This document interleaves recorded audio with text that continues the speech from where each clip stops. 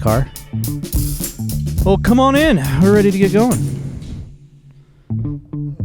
It's a little warm outside. Sorry about that. You know what? Relatively cool summer. It is. Haven't hit 100 yet. Which is insane. Yeah. For late July. I can't remember the last time it was this cool. Can you? No, and I'm not mad about it at all. I did drop my AC to your perfect temperature of 61 degrees. That's pretty low. I don't keep my house like that, just the hotels. Well, out here, I mean, it's only for you. Typically, I keep it... For me? Just for you. Thanks, just brother. for you. That mini split has been a godsend being out here in the garage. You kind of have to, but dude, yeah, it's been a goodness. workhorse. I've been like sinking a bunch of money into my studio in the back house, and Good. I just bought one of those. They're awesome, right? It was really expensive because the guy was like, "Oh, like I don't know how much you spent for it. We don't have to talk about it." But we can. The guy was like, "Yeah, it's gonna run, $5,000 or whatever." And I was like, "Yeah." He's like, "Yeah, you can put it in yourself for $1,000 if you know how to do that." And I was like, "Nah, I'll just pay for it."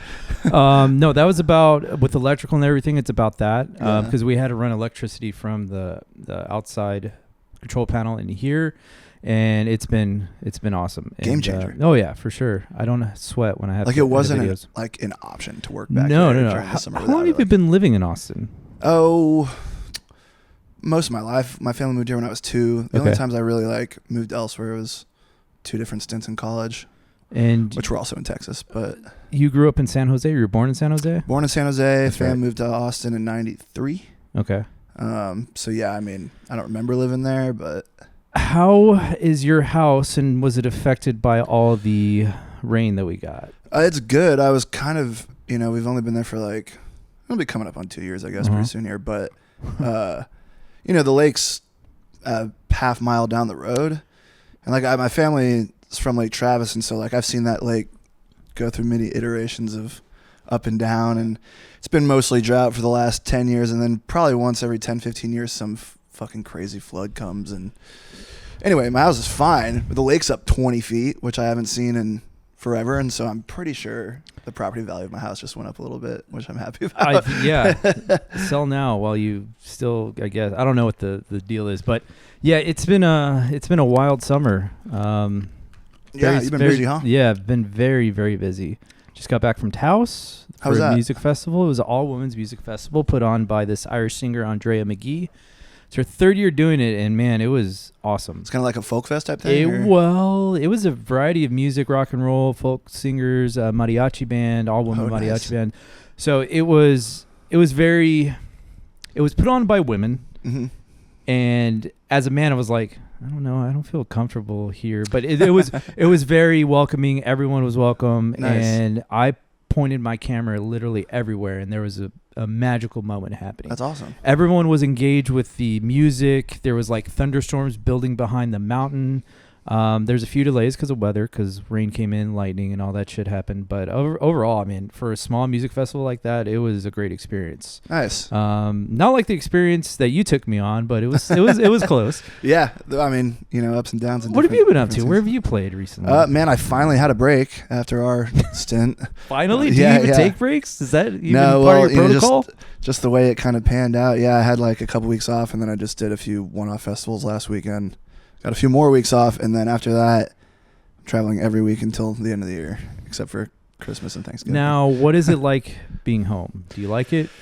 It's nice, I think sometimes you don't know what to do with yourself. Sometimes it's hard to shift back into that gear, I guess. And, there's responsibilities at home that I need taken care of. It's really, really easy to brush those off when you have another thing to get to in a couple days, it's hard for me not to spend an entire day in bed when I get back, and then. But also rightfully so. My wife works long hours, and yesterday she's like, I can't get up to do anything. You don't need to do anything. Yeah. You already expended your energy. No one's going to fucking blame me for just sitting your ass on the couch and doing that. That's okay. And sometimes with something like that, all it takes is a little push, and you just get to do one thing, and then the momentum of the day gets going, and you can but sometimes you can't even get that going. I know you were kind of talking about this and how it's kind of hard to get into that creative flow of things. And just today, I had so much to do in regards to editing, but like it all started with changing out the cat litter. Cat litter led me to, oh shit, I gotta vacuum. All right, well if I'm gonna vacuum, then I'll just vacuum the house. Right. And then that just turned More into a whole. chores. Yeah, exactly. I'm Yeah. like, fuck, I guess I'll just stay up late tonight. It's hard to switch. It's hard to switch it on command. I think, like I'm dealing with it now in the sense where like I have a lot of stuff going on in the fall. Some of it's not announced yet, but it's a lot of traveling and whatnot. And I have these like few weeks off. I got back and somewhere in my delusional mind, I was like, I'm going to get to do nothing and that'll be nice. And then my management and stuff, shout out to you guys when you watch this, we're like, hey, it'd be really cool if we had like a record to put out before all that stuff this fall. And I was like, that would be really cool, wouldn't it? And so it looks like now I'm going to have to crunch out this thing in a very short time span. So it's just a different pressure, still work. That was my next question, like yeah. people have to work every day. I get it. It's part of the deal. But like somewhere in my head, I was just like, oh, I'm just going to get to chill and not have to like worry about the music for a little bit. It's like, nah. Brother, you're creative and you're an entrepreneur. So there's never enough time in the day. This is what I tell all my friends that are like doing things like this, whether they're in like other bands or stuff or things, homies in Austin. Sometimes like it's hard to find traction and I'll be talking to them and be like, well, are you doing like, when you're doing nothing, like there's always something you could be doing for the thing. Like now I have plenty of stuff to do with my thing, but I remember earlier on, it was like, even if I was just like chilling, watching a movie, I'd still have the laptop open and would kind of be like messing with the bio on SoundCloud or like, there's always something you can be doing to tune up something, you know what I mean, in your project or whatever it is you're doing. So the list never really ends. But like people are like, oh, I don't really know what to do, or I feel like I've kind of done. And I'm like, no. Yeah, there's always there's always work to be done. How is the writing going and the composing going? It's good. I think it's probably similar to what you deal with, where it's like the fun part is the writing of it. So like those ideas have really been fun. Jesus. Or like this part. Yeah. The editing's probably not as fun as like the thing itself. And in my case, it's like the mixing, which is like the whole last stage of it and mastering all that, is not near as fun at all as writing the thing. And so it's like the songs are written pretty much. I'm just in that mode of like cleaning them up, which is like my least favorite thing in the world. And I procrastinate that by being like, I'm just going to write another song. And like, I'll put this off to the side. So the creativity is there. It's just like the actual due diligence of the work is like. So what is your process like? Are you just like, you find one song and then it gets to 90% and then you move on to something else? And a lot of that. Okay. Yeah. Man. The longer I can do that first stint, the better. Like, I don't know if you get in like zones like this where you like just kind of get in it and then like 8 hours go by and you're like, bam, you know what I mean? Because the ideas are good or like whatever it is, it's like it's flowing, right? Yeah. It's either that or my house has never been cleaner because I don't want to like finish that one project because I just banged my head against it for 8 hours. I'm like, I don't want to do that anymore. I guess in your case, like the thing's already done and a lot of its post is like your work. Yeah. Yeah. So for me, it's like coming up with an idea. And then if it's a really solid one, like it doesn't matter. Like I'll shut down the rest of my day if I have other things going on and be like, nah, I'm like, I cannot walk away from this because it's so much harder to come back to it and get into that same place with it that you were before. That like I try to go as long as I can without rendering it, like bouncing it out. Because if I do, I'll start listening to it in the car. I'll start hearing it a bunch, getting used to how I think it should be, or I get married to it. Do you do a car check or? Yeah, that's pretty like standard. Although I just bought some like really nice new monitors that were pretty like high end, and I'm not having to car test as much, which is like really nice. Because that shit is like the bane of my existence. It's like take it to the car and you're like, you thought you had it. You're like, fuck, the snare's too loud or something, and you go back and then you go back and forth 30 times to your car. Now, but what about when you debut it at like a show? That's kind of the litmus test, yeah. Right? Which is interesting for when you're like in a situation like I am right now where it's like, I'm on a break from the road. So some of these songs will not be like road tested, which is fine, but that's kind of usually where you find out if something's working, not just on like a crowd level, but also just like you're blasting it through these big systems and it becomes real obvious real quick if you got it right or not. Were there any particular songs that you noticed when you went from like a smaller venue, let's say Cleveland, and then going on to the larger venue? Did you notice any differences? Like, wow, that part just fucking sucked. Yeah, sometimes. Because like, I don't think there's a lot of, it's really hard to achieve like an equilibrium across sound systems everywhere. Right. Which is like the goal, right? Yeah. You're like, if you're at home and you got a studio, you're trying to make like something that sounds consistent everywhere. So you're trying to have your space be very honest. Yeah. And like sonically flat and true. And so like, yeah, you'll have, like I said with the car, it's like you'll have, and the car is a good test, right? You know your car. This is the whole idea, is like you're trying to go to a place that you know how other music sounds on like with it, and that will be like something to compare against. But then you take it to somewhere else, and every room is different, every system's different. And you're like, oh, like I don't have songs in like particular, and with stuff I know where I'm trying it out and it's like one of the first times playing it or whatever, like I'll give myself a little more leeway than like something that's, but sooner or later you also just have to like put your hands up and be like, this is the best I can do with this right now. Yeah. Like it's done.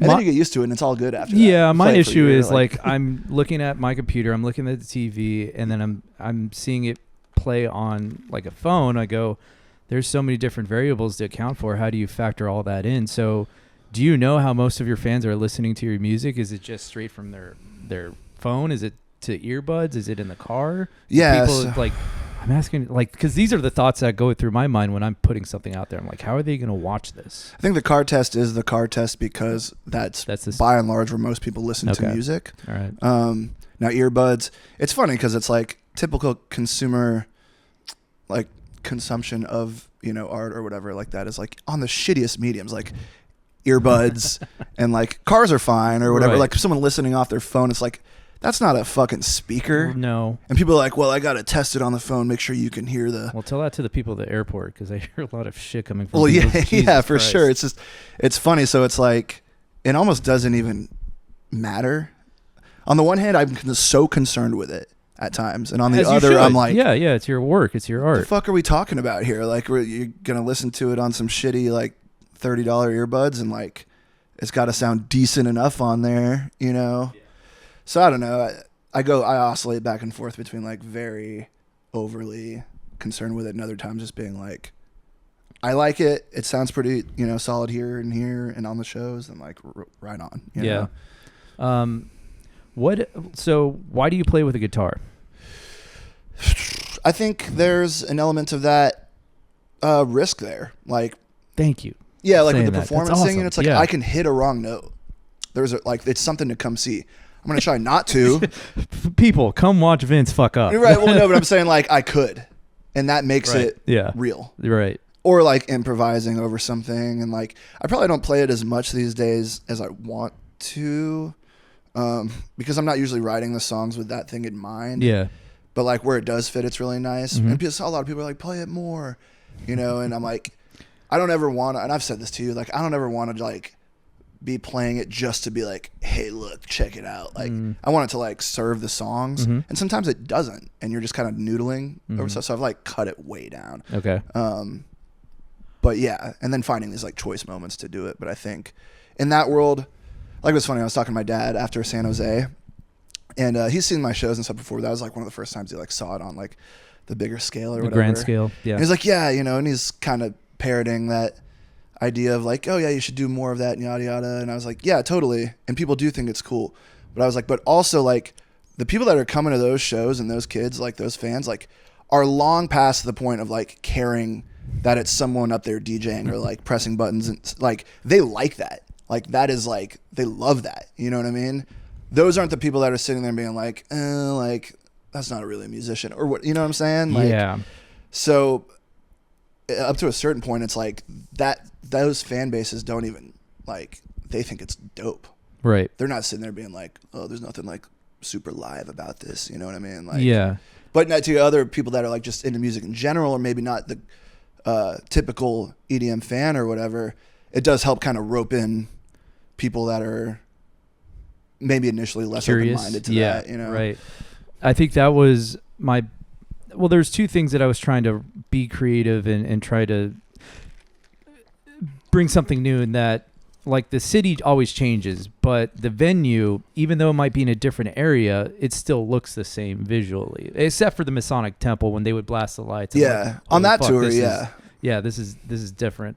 So I was just trying to like, how do I differentiate your music with different people and, you know, try different things. Yeah. And some of it worked, some of it didn't. Actually. It's just like, cause you're in the same, whereas, in the music festival I just covered, like there's different musicians. There's an element of like these musicians might mess up a tune. Sure. So that's kind of cool to capture. Yeah. And then with, you know, the EDM world, it's different but the same.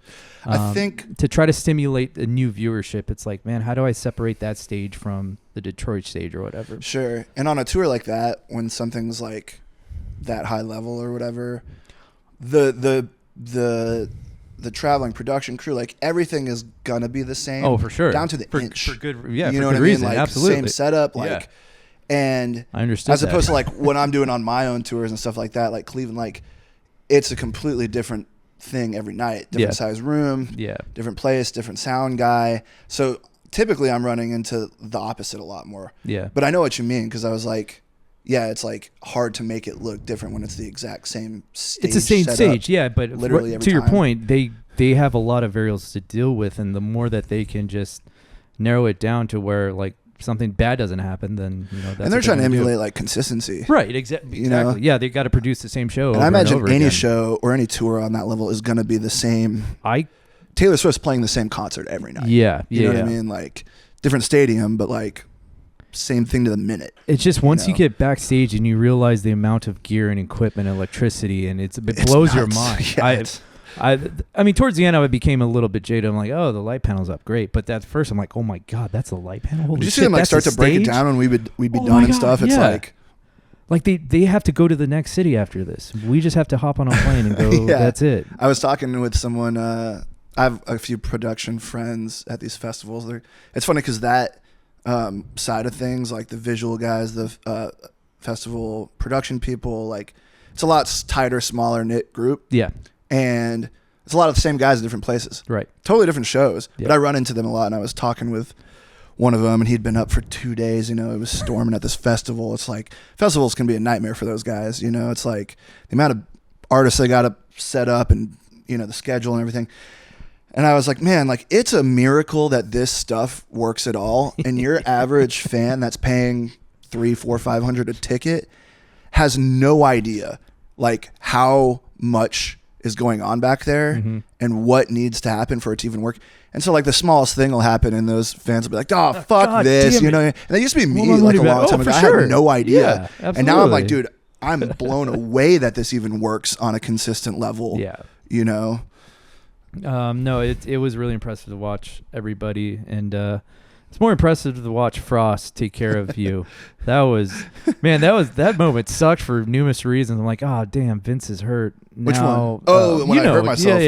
Yeah. I'm like, damn, Vince blew out his knee, and now my career as a touring videographer is over. All right, I wonder if Zangara needs a new videographer. No, it was kind of funny, but also kind of sad that they had to will you through like the main crowd. The lobby. Like, yeah, dude. Can't we put a sheet over this guy or like, something? I would go to the medical like office and like I was literally on stage and then like 3 minutes later I'm being wheeled through the lobby and all the fans are like, wasn't that guy just up there? Like I think it was also good timing that it happened at the very last song instead of the middle of the set. Oh, thank God. Yeah, that would have been. I mean, Christian might have had a DJ for you. I don't know what they would have done. DJ Zin. Yeah, it was funny because like I think it's not even a good story. Like it's like when I tell people, they're like, "Oh man, that's so rock and roll," and I'm like, "Dude, I wasn't even doing anything that cool. I just shifted my weight the wrong way. Yeah, like my knee gave out." Caught a photo of him. Like that doesn't even look that bad. Honestly, some fan like sent me a video of it, and I was like, "Oh." They were like, "Oh, here's that." And I like for a couple days, like I was like, "I don't want to watch this." Yeah, no. Like, and eventually I watched it and was like, "Oh yeah." You made me delete the photo, which I think I still have it, but.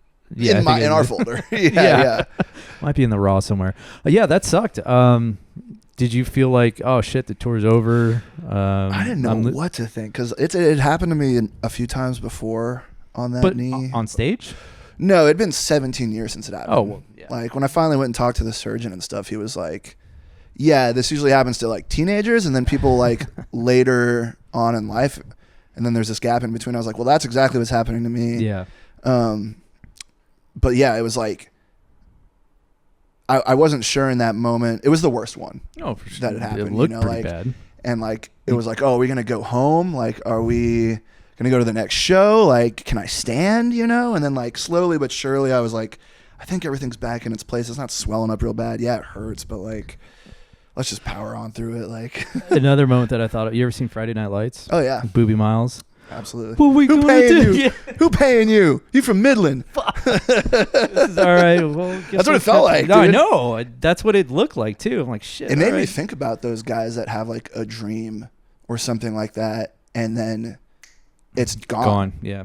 When you're like reliant on your body like that, you know, like I actually was thinking about that movie on some of those drives. Like, what did they? So what is the protocol now? What do you got to do to rehab? Yeah, so I went to the surgeon and he was like, I don't know if I told you this, but he was like, yeah, it's up to you if you want to get surgery or not. And I was like, bro, what? You're the doctor. Yeah. Do I need it? And he was like, I can fix it for you. It'll really reduce the chances it happens again. By how much though? Like what percentage? He was like, about? Okay, so basically like if you dislocate your knee, every time it happens, the chances it's going to happen again goes up. This was like number 3 or 4 for me. So by the time you hit 3, it's going to happen again. And he was like, it can heal, like, and it healed itself since I was a teenager, and I guess I just ruptured it again. So like it will scar and like kind of lock back up again in its own way. And he was like, if you do that, it's like a 50% chance maybe. If I work on it, I can get it down to 5 or 10. And I was like, all right, he was like, finish your tour, come back this summer, we'll talk about it. I was like, I'm not on health insurance, but I'm about to get on it because I can afford it now. Hey. I was going to wait until I do that probably. You should have married a nurse like I did, and then immediately like taken care of. 100%. Yeah. She's got life insurance too, so if she croaks, I get $600K just like that, dude. Shit, it's bro. I'd highly look into getting married to a life nurse. Insurance is weird, right? They it like is really put weird. A fucking number on your life. It is, and I mean, it would be sad for like few days, and then be like, I could really deck out this studio, and but no, your wife's awesome. Yeah, dude. I know. So what are you going to do? You going to go with the surgery, or I don't know. Are you going to be wearing knee braces on stage now? Because that'd be cool. I left mine in Phoenix and haven't really worn it since. I'm able to kind of trust it again. I have these little moments where I can kind of feel it a little bit. It's not like pain, but I can just tell it's like becoming more like stable over time. Did the doctor say like, hey, do strength exercises? Stretches and stuff for sure. Like squat? Absolutely. I've been slacking on it a little bit. Well, yeah, because you've been traveling. I get that. Yeah. There's definitely like exercises and whatnot that he was like pushing, and that I try to do when I can, just to strengthen the muscles. When do we get so old? I've been trying to get back into running. I've been doing 0.89 miles every day. Yeah. And my knees feel like they're gonna fucking explode. Bro, I ran cross country in high school, which I look back on now. For someone like me, I hate running. I know, me too. I'm astounded. I was like, you're telling me I used to wake up at 5 a.m. and run 4 miles before class? What like the hell? Yeah, for years. Like, why would you do that? What's wrong with you? High school. Like when I was in high school, I was in the. Who are you trying to impress? I was in the football program, and right at that time, like this new coach came in, and they were like getting real serious about it, and I was just a little pot smoking like hippie who wasn't trying to be like that serious of a football player. Yeah.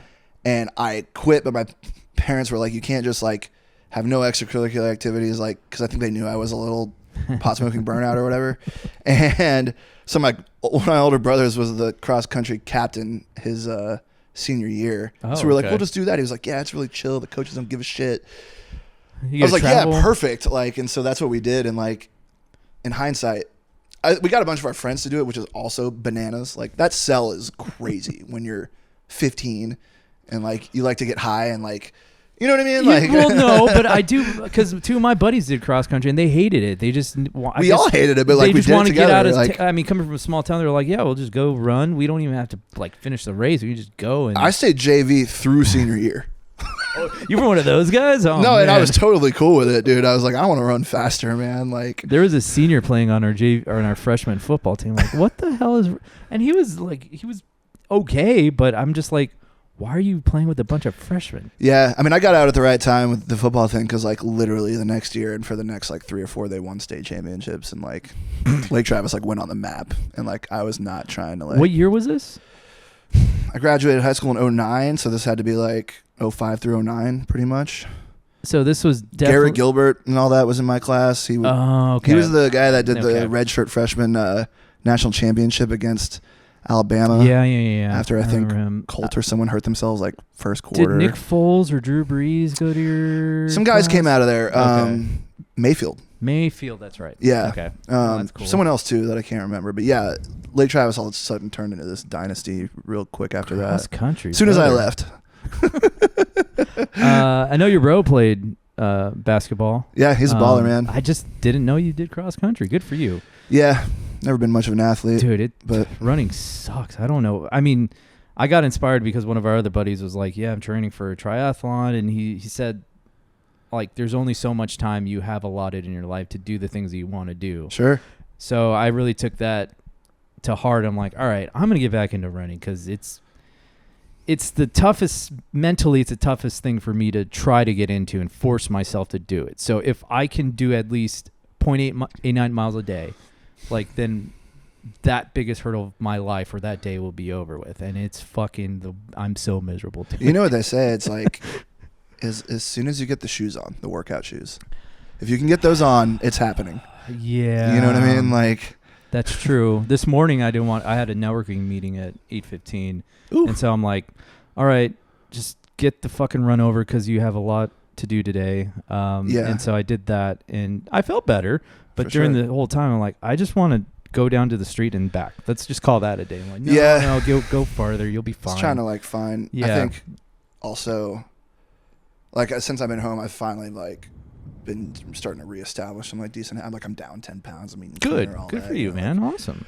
Tried to maintain that through this last weekend, which is really hard. Yeah. But like ate about as good as I could on the road, which was like, no, it was solid. Like, I know it's tough to do it on the road. It is tough, but like I did really well. I'm gonna try to keep that up or whatever. But like I was thinking about it on the way here, and I guess I like have this idea in my head about the music business and whatnot, and like it's always been such a juvenile thing in my head because I was doing it since I was a young juvenile. You know what I mean? Mm-hmm. And I was like, I'm 34. Like my manager's 34, the other one's 42. My agent's in his late 30s.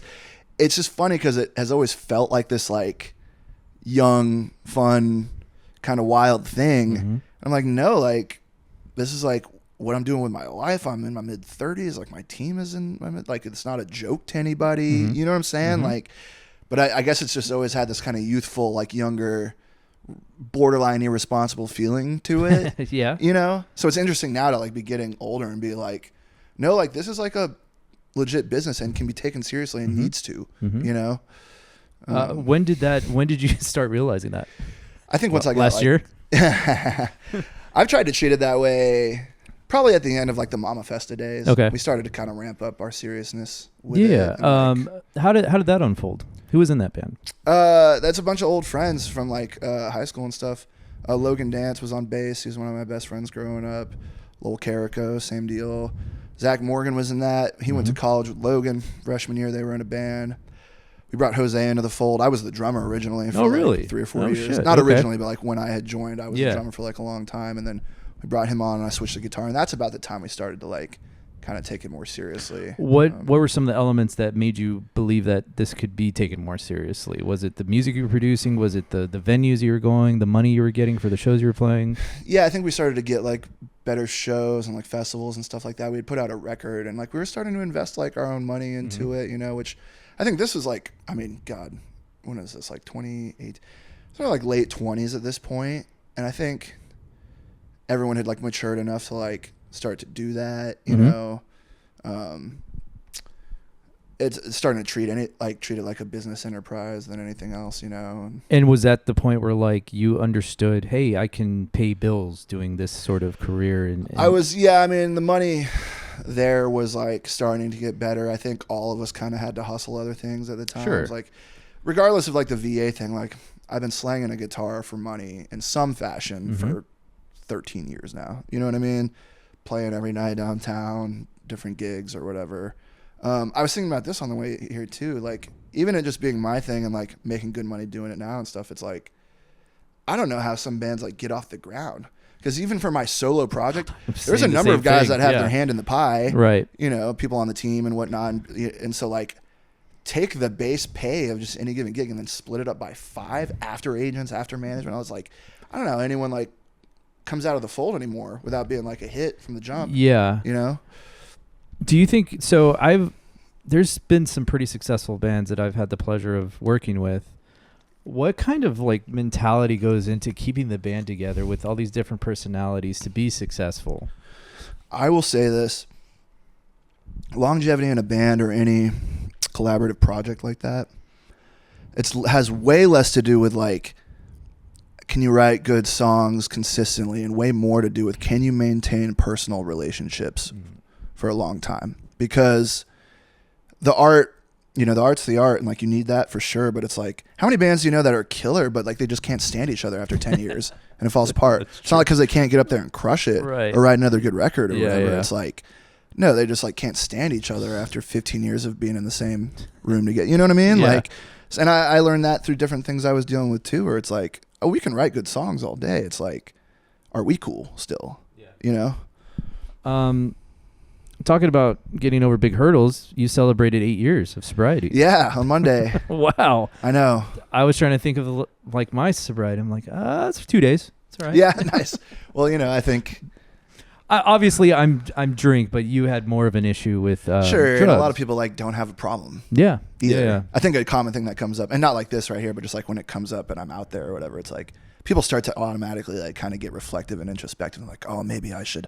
I'm like, yo, not everyone's got an issue. Like if you think you do, like that's something to think about and like sure, we can talk about it or whatever, whoever, But like a lot of people don't, and that's okay. You know what I mean? Like, but yeah, it's been cool. I think 8 years is a long time. It is a long time, that's man. Beautiful. For so long, it had felt so recent. And now, I mean, thank God that it's like not something that I have to kind of like battle with every day anymore. Because when I was in sober living and stuff, like there were guys in there that were truly living minute by minute, trying not to. And some of them like went out and like got kicked out and like, you know what I mean? And so like for whatever reason, I think they call it like getting the obsession removed. It happens occasionally. I feel like I was one of those people where it was like after some time, it was not a daily like wake up and have to fight this thing. Now that doesn't mean that the remnants of an addict brain and the selfishness and all the bullshit that comes with that aren't things I still have to contend with, because I'm still the same guy. It's like these things are not, in my experience, booze and drugs and all that. It's like I didn't have a drug problem, I had a life problem. That stuff is a side effect of something in me that I have to contend with, whether that's like poor self-esteem or like, abandonment or whatever the issues are, that any trauma that someone carries that manifests itself in these things that make us want to numb that stuff out. And it doesn't have to be those things either. It's like I can catch myself. The work can be that for me now, food, like sex, whatever it is that you use just to distract yourself from feeling whatever it is that's you in your own skin. And why do I have to run from that? Yeah. Why am I so uncomfortable? So heroin was the drug of yes, sir. choice. What, like, was it because you got an injury and or was just, I want to try this thing because other people were doing it? It didn't start so gnarly. It was like I got my wisdom teeth out. Oh, okay. When I was 20 years old, at a time when they were kind of over-prescribing. Yes, yeah. This was 2011. Yeah. So things like, it was just hydrocodone, but they gave me like a 3-month stash plus a 3-month refill on it or something. Why the fuck do you need that much? I was fine the next day. Right, yeah. Like, because I'd had them, like, they came in pretty hard, and the more in they are, the less consequential it is when you get them out. So I just like started popping those, and then like found people in college that were doing that, but like harder versions of it, like Oxycontin and stuff like that, or Opanas, or whatever. So I dropped out of school my junior year, which was supposed to be my senior year because I was slacking. But I was a 6-year senior. Don't worry. Yeah, I mean, I was in and out. I didn't graduate until I was 29 because I like took such long stints out of college, like 3 years at a time. It was looking like that for me for a bit, but for then sure. But I realized something was wrong about the way I was living, and it was part that, and it was also part. I mean, I was going to school in West Texas, Texas Tech, which like there's nothing to do out there other than fuck, fight, and party. You know what I mean? Like, and that alone, I was like, I need to get out of here and like pursue what I want. And like, of course, I had all these delusions of like, oh, I'm gonna like get out of here and like be a rock star. I was like 21 at this time, and like, nope. Ended up on my mom's couch for a year back home or whatever, trying to put the pieces back together, and then ended up a little later on, a year or two later, realizing I need to like go back to school, went to Texas State, got into the same kind of trouble, found the same kind of noise over there, and it got way worse. And I was finding powder and all that, and like it just deteriorated a lot. And it was like I had this drug dealer who was like the perfect drug dealer in that if you had the money, he had it. It didn't matter what time it was. It didn't matter, you know what I mean? Like, and so I got into this mentality of like, I just need to find fucking 40, 50 bucks and then I'm good. And like that turned into pawning equipment, stealing from friends, you know, really bad behavior, things that are not me, you know? And I think a lot of people don't really understand when they're dealing with an addict, it can feel so personal. The ripples of their behavior. Yep. And being so far removed from it now, and like the mental change that I see in just the way of thinking is like that person, in this case me, their wiring has gotten so like twisted around that like they've justified things in their head where they don't think they're hurting you. Like they've rationalized it and done some mental gymnastics in a way that is like made it okay. And that's a lie they're telling themselves. Maybe somewhere far in the back they know that it's not on the level or whatever, but it's like you have to have empathy for those folks because it's like it's not this outward thing where they're trying to like fuck you, you know what I mean? It's like that ends up being the result, unfortunately. But you know what I'm saying? Like, I don't know. So what was the point where you're like, all right, I don't want to live this life anymore. I need to go get help. Well, I had one stint where in 2016 where my stepfather had just died, and I don't think he really knew the extent of like how bad it had gotten for me, or that it was in that way, because the last year of his life he was just so ill, and he didn't need that added like noise on top of it. And I just did some like really unsavory things. I have a lot of regrets around that time when he passed and whatnot. And so afterwards, like I was like, I need to cut this shit out. And so I like tried to like raw dog it myself. And then after a few months, I was like, oh, like I'll just drink and smoke weed and that'll be fine. Plot twist, it wasn't fine. And you know, you get a little drunk and then you're like, oh, I'll call the dealer, you know, back to it. Right. So then fast forward a year, and when it finally really all came to a head is I had to move out of my place. I didn't find another lease somewhere because I was so removed from any sense of like living past minute by minute. Didn't have any money, owed it everywhere. No one wanted to live with me anyway. So I was like, Mom, like, can I come back and you do snore quite heavily. You do snore quite heavily. I thought I said snort. Not anymore. Snore. I do snore very heavily now. That's just because I put on some weight, but we're getting rid of that. But yeah, so I was like, Mom, like, can I move in with you? And she like maybe had some inkling. I don't know if she knew I was doing that, but she always knew I was like kind of partying. I was like, can I move in and like get my shit together a little bit? And like, I don't have anywhere to go. And she was like, okay. And then within like a day or two of that, she just could like see it in me and was like, I'm not doing this. And this is why my mom's a fucking gangster. And a lot of my fans out there have met her. She's always at the shows. They love her. You know her. She was not about to be an enabler about it. And this takes a lot, I think, from a parent. I don't understand it yet because I don't have a kid of my own. But like, she was like, I'm not doing this. You either get your shit straight now or like you're on the street. And like, I was like, what? Like, what do you mean? Like, Mommy, no. Love me, you know? She is, I am loving you. Like, and so she had me like, there was a really beautiful aspect to it, which was like, my stepfather who passed was sober for like 30 years.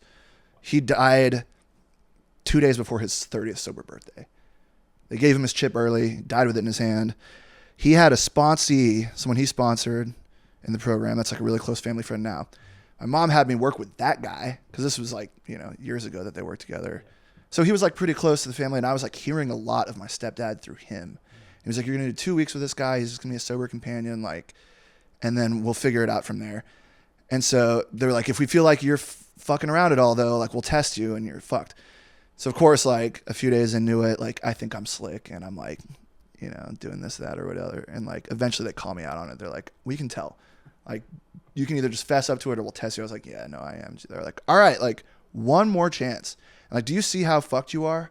And in my head, I was like, and I think this is when I woke up to it. I was like, man, you were faced with like truly being on the street, having nothing, you know, and you couldn't stop. And like up until that point, I could kind of rationalize it away. Like, no, this doesn't have control over me.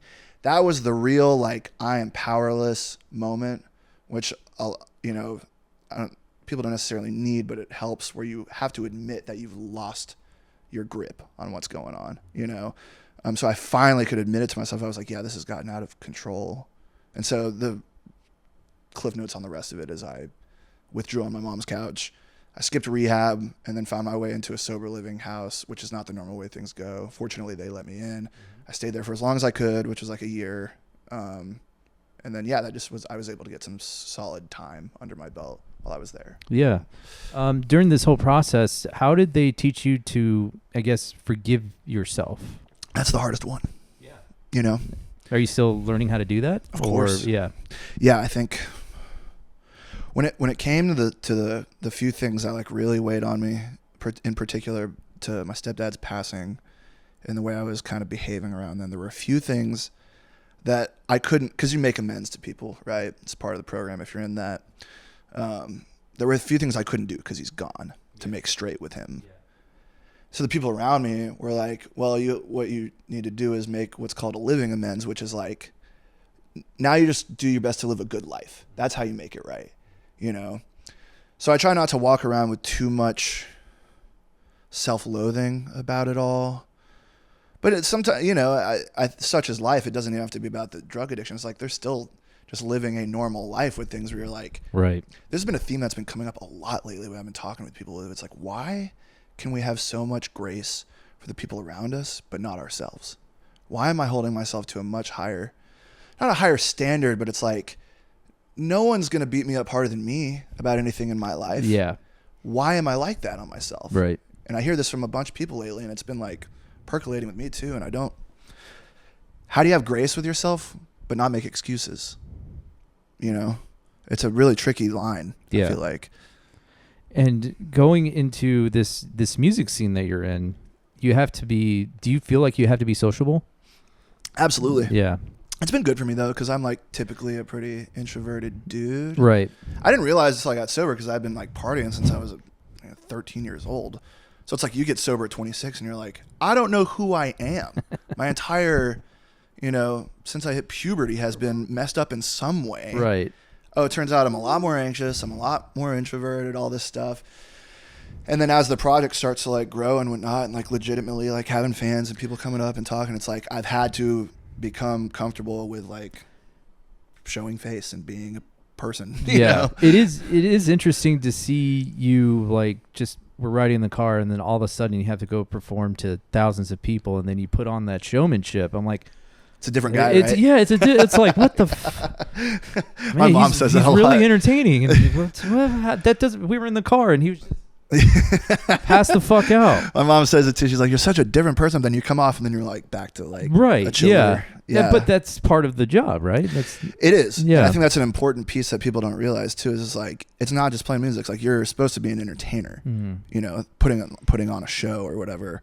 But yeah, I think there's like a part of that too that feels really free. Like I get to like live out some sort of like part of me that doesn't feel confined by anything. Yeah. And I'm not going to say like it's a character or anything. Like there's VA, the project, and then there's me, and like there's a lot of overlap between those two. But like at the end of the day, it is a thing. Yeah. You know? Yeah. Yeah, I don't know. Now, are you a DJ or a music producer? I'm a musician first. Because I know we had this conversation before. I don't know how to call you. Like, yeah. I call myself a producer. Okay, cool. DJing is the performance aspect of it. Okay. But like if you were to typically, I don't know, all these things have become so interchangeable. How do I say I'm going to go watch Vincent Antone, who is, you don't say he's a music producer, right? Yeah, you would just say DJ. he's this electronic producer. Okay. Yeah, or DJ. And he's going to produce at this show. Yeah, no, it's not like that. It's something I'd been in denial about for a long time, being such a tried and true musician that plays in bands, plays a bunch of different instruments. Right. And like not trying to be an elitist at all about it. But like back in the day, if someone called me a DJ, I'd be like, that's like No disrespect to anybody. Like the least impressive thing I can do musically. You know what I mean? Like, and maybe people will read this the wrong way. Maybe not. I hope you understand what I'm saying. I don't know. Your fans are pretty out there. But you understand what I'm saying. It's like mixing two songs together is not the most like, there's an art to it. It's like, it is super awesome. And it's like, you know, when it's done right. Absolutely. But as far as like, the most musical thing I can do in a live element, it's not that. That's what I'm trying to say. How did you get into this future funk genre EDM scene? Like, what was the first inclination of you? Like, hey, I want to be part of that, or I want to try that. I just watched a Portlandia episode where everyone's introducing themselves. Oh yeah, I'm going to spin tonight. I'm a DJ. So, but yeah, how did you get into this career path? I think there was this wave of this like electronic music stuff that popped up in the late like 2000s to early 2010s. Okay. Where also technology had gotten to a point where it was like a lot more accessible. So the short answer is like I play a bunch of different instruments, but there's only one of me. Well, with music production, you can write everything and record everything. Yeah. And like, oh, you're telling me people are like going to come see someone play tracks and pay money for that? Sweet. Like, so it was a business decision, so you didn't have to split it. No, not really. I mean, I was fascinated with it. There are two sides of the same coin. I'm a jam band, like funk, rock and roll guy, and I love that thing, and it like scratches a certain itch. Right. And then there's the production side, and like I love that thing, and it scratches a certain itch. Anytime I'm doing one for too long, I start to miss the other. Yeah, that's the thing. We never get to see like you, we don't get to see these musicians that are on stage in the studio, you know, spilling over what soundtrack they're putting in, you know. That's kind of the thing that we don't get to see. And it's because there's a lot of work that goes into that. There is, and it's a lot of monotonous work. I think it's funny when I have like people that are like, oh, I'd love to like watch you work or hang out, or like I'm like, dude, if you want to watch me fuck around with a snare sound for 3 hours, like you think it's one thing, but it's not. Like it's the internet. You never know what people are into, and I'm really fascinated about how things get made. One of my favorite shows on the Discovery Channel was How It's Made. Yeah, and they talked to the process of how do they make gum and all this stuff that we use on a day-to-day thing. And for me, that's fascinating. So you never know what's out there. Just need definitely. To stick up a webcam as you're producing your album. It is. It's absolutely an art form. Yeah. You know, I think back to what we were talking about with people like being comfortable with the performance aspect of it being what it is. Yeah. I'm not looking at like those shows like, yeah, DJing as the format is an art, but also there's an element to it where it's like, when I see someone go do that, I'm less like impressed. I mean, unless they're like killing it with the mixing with that, it's more like, hey, I cooked up all this stuff. I'm now presenting this art to you that I like spent days and days and days working on back at my house. It's like almost more like a presentation in a way. Like the way it's being performed is, I guess, less to me the impactful part about it. Yeah. It's like someone showing me this song that's like really badass that took a lot of work to make, you know? Like, so going back to the original question, how did you begin your career going this way? Sorry. No, I think I sidetracked us, I think. I guess because of that, I became fascinated with production because of the way it could be.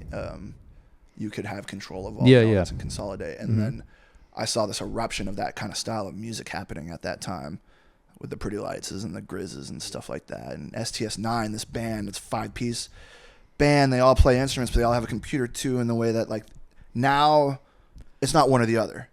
You can do these hybrids, you know, and make electronic music more live and in the moment. And that was just fascinating to me. And I really was like, I thought it was just so cool. Fundamentally, I was such a fan of the music that was coming out that I wanted to like do that. And how did you get into performing these music tracks? Like, what was the first performance, I guess? Oh God. Yeah. I think I started to get into it at the end of college in my first stint when I was at Texas Tech. So were you playing like college parties? Yeah, like my homies, you know, parties and little bar gigs and stuff like that. Okay. And like, even today, this stuff is still like, at least the lane I'm in is still pretty niche. Like, yeah, EDM as a whole, like there's massive artists. Right. But I mean, just this little you pocket of it yeah, that you we're picked in. a specific So even thing. then at that time, it was like, there were still people that were like, what the fuck is this music? You know what I mean? Like, but yeah, and then like, and just sucking. Like I just sucked at it for like a long time, and I still kind of suck. Like, you know what I mean? Like trying to get better at it all the time or whatever. Like I don't hold myself in really high regard in terms of like my production skill. I can write songs like a motherfucker. Fortunately, I find that to be more important, and I think that is ultimately what is most important. Right. But yeah, it's like I was talking to someone at the festival, one of these festivals the other weekend, and they were like, yeah, like I was like, are you producing now? It's like a DJ friend of mine. She was like, oh, not yet. I'm starting. I was like, dude, just start doing it. Suck for a while. That's how it's going to be. You're going to suck for a few years, and then you'll start to suck less. You know what I mean? And then you'll suck less and less and less. And then eventually you'll be pretty good. And then you'll get paid tens of dollars. Yeah, and then you'll get paid tens of dollars, and then 10 years later you'll be getting paid tens of thousands of dollars, you know? What was the, do you remember the first tour you went on with your Vincent Antone? Yeah, I mean, they weren't like... So the way the tour is, you know how it is after this last one now, where it's like 3 or 4 shows a week, typically rounding out the weekend, if you can route it that way or are working enough for that to be the way it is. But earlier on, it was started off as one-offs. I think the first one was in Denver in July of 21. Were you reaching out to booking agents? Were you reaching out to venues? I got really lucky, I guess, in that when I started it, this isn't going to sound lucky. I started it and then COVID happened like a month after the project. But like 3 months into COVID, after I'd released my first EP, I got signed to Mammoth, which is like the Pretty Lights management company, and a bunch of other artists that are like in that lane. It was like a perfect home. Yeah. And I got hitched up with some people that were like really solid and understood, you know, not just me, but what I was trying to do. And that went both ways. And they were just like connected enough to like start to plant the appropriate seeds where it made sense. Denver is obviously the mecca for this kind of thing. It's like, I'm a theater act there and a club act everywhere else, you know? Yeah. That's just the fans of that kind of thing are over there. So yeah, it was through them. I didn't get an agent until like a few years in, but I think a lot of people look at agents and management as like something that's going to like save them. You know what I mean? Or like I have a lot of like artist friends that are like, oh, if I just get a manager, then like, and it was like, yes, like that can help you, but like from their perspective, like there needs to be something for them to like sink their teeth into. You have to show an ROI. You have to have a wave that you're building. Yeah. And everything I tell them always is like, start building your own wave, like get your thing going, just focus on what you're doing, and all that stuff will find you. Yeah. And that's kind of how it was happening. So did you decide to get an agent and all this stuff, or was it just the Mammoth guys saying, hey, these guys? I think that's the way that it is typically the way that it is. There's a management side and there's the agency side. Right. Mammoth was behaving as an agent in those couple of years that I did start touring when I didn't have an agent. Yeah. But it's not exactly in their job description. But touring being what it is to be the primary way of making money in this business these days, if they wanted to make any money off me, I had to start playing anyway. Sure. Like, so yeah, I mean, eventually it got to a point where it was like, they were having to handle a lot of that, and then like something coming along at the right time. My current agent showed up and was ready to take on the work and believed in the thing. Yeah. And now I have to say no because there's so much. Oh, that's good. That's a good problem. Yeah, absolutely. Yeah, that's a great problem. Which I never say no. So. Yeah, I'm kind of learning that issue too. It's just every project seems fun, regardless of whether it pays or not. It's just like, it's about like, am I going to have a good time doing it versus like how much money is involved? Like if it's going to suck, but it's going to pay me a lot. Yeah, sure. I'll embrace the suck. I mean, it's those like first 2 years of touring was absolutely in the red. But in those earlier times, and I don't know why I haven't really changed my mind, but in those earlier times, you just say yes to everything because you never know what's going to come of it. You never know who you're going to meet. Yeah. And I still kind of carry that mentality now. I'm like, yeah, that sounds fun. You're paying me what? Beer? That's cool too. You right. know? Yeah. No, but you're going to be a good hang, and I can appreciate that. There is something to be said. I know it's a tried and true, like fucking cliche trope or whatever, being like, oh, you're paying me an exposure or whatever. It's like, yeah, no, that is shitty, and people need to be paid for their work 100%. Don't get it twisted. But there is something to be said about like experience that you might not otherwise have access to, where it's like, and like I feel like on your side of things, like in that world, the visual guys, the photo video guys, the production guys, like it's a much smaller, tighter knit world, at least compared to the amount of artists there are. I keep running into the same guys where it's like, so the networking possibilities in that realm I feel like are a lot like not easier, but like if you can get into that world, it's like there's a lot of work there because people need solid people on that end. Yeah. You know, like I also feel, I don't know if those photographers or videographers, I don't know if they're really introverted and don't want to carry on a conversation because they're introverted, or they just don't want other people impeding on their potential work. Because the conversations that I have with some photographers are very short, and like I get the vibe like, oh, this is another guy trying to take my job. But then there's other photographers like Jake, Zangaro's guy. Oh yeah, like, he's Jake's really cool. nice. He's really awesome. But then there's other photographers I'm like, all right, I guess we're just gonna end this conversation awkwardly. All right, bye. Yeah, well, it's because it's an economy all the way down of gig workers. Right. I'm a gig worker. You're a gig worker. The production guys, even though they work for a company, are gig workers. So it's like when the tour is over, everyone's looking for the next job. Yeah. You know, so I get that. I'm not saying that's why they're like that. No. But there is also like a. But I'm not going to pass judgment of like, oh, that guy's an asshole because he's too, big. No, absolutely. Right. Because like everyone also on the tour is tired and not. You know what I mean? I was thinking about this on the way here too, about like, I'm always struggling so hard on the road, and then like you play the gig. I was like, it's interesting though, because like when it's time to go on stage, like it's rarely ever me feeling the best. Like it ends up being good and like and feeling good, you know what I mean? But it's like I'm on 2 hours of sleep. It's like it's far from me having like my best mental, physical, and so like I think there's a lot of camaraderie that comes from the commiserating of that lifestyle with these people.